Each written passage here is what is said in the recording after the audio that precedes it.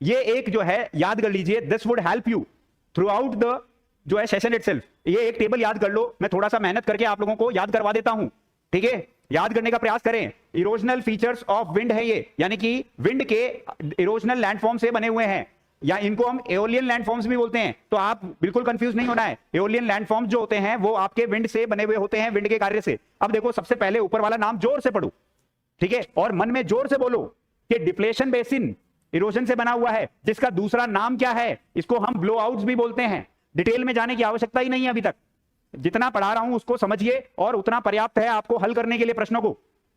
Mushroom rocks है ना, mushrooms तो सब लोग खाते भी होंगे, लेकिन मशरूम रॉक क्या होता है? मशरूम की शेप का रॉक जो कि इरोजन से बना हुआ होता है, तो नीचे वाला सब कुछ इरोड हो जाता है। इसी को पेडेस्टल रॉक भी बोला जाता है। तो कल आपको पूछे कि भैया पेडेस्टल रॉक किसे कहते हैं, तो मशरूम रॉक को ही पेडेस्टल रॉक कहते हैं। इसका जर्मनी के अंदर में एक नाम है, और यह पूछा जा सकता है कि बताओ मशरूम रॉक को जर्मनी के अंदर में क्या बोलते हैं? तो आप बोलोगे पिल्ज फेल्सन।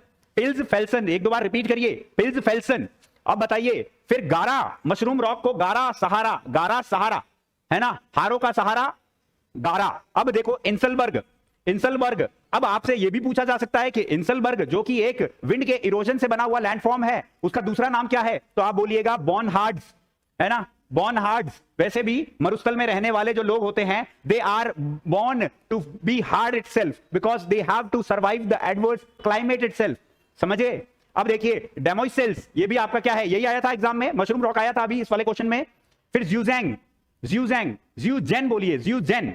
ज्यूजेन क्या है? ये भी आपका जो है विंड से बना हुआ है। अब याद करिए यार्डेंग, ये आया था। अब यहां बहुत ही इंपॉर्टेंट चीज जो मैं आपको बता रहा हूं उसको याद रखिएगा, मैं लास्ट में जाते जाते पूछ लूंगा आप लोगों से। कॉक्सकॉम, कॉक्सकॉम यार्डेंग को ही ए होम्स यानी कि आर्थर होम्स, आर्थर होम्स ने किसे किसे कॉक्सकॉम की संज्ञा दी थी? याद रखिएगा। तो वो आपका आंसर क्या होगा? यार्डेंग्स होगा।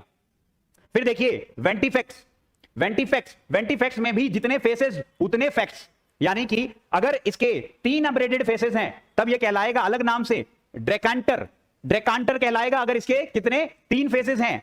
और अगर इसके 2 अब्रेडेड फेसेस हैं तब इसको क्या बोलेंगे? ज़ुकैंटर, ज़ुकैंटर। एक दो बार साथ में बोलिए, बहुत मजे से याद हो जाएगा, चीजें भूलोगे नहीं।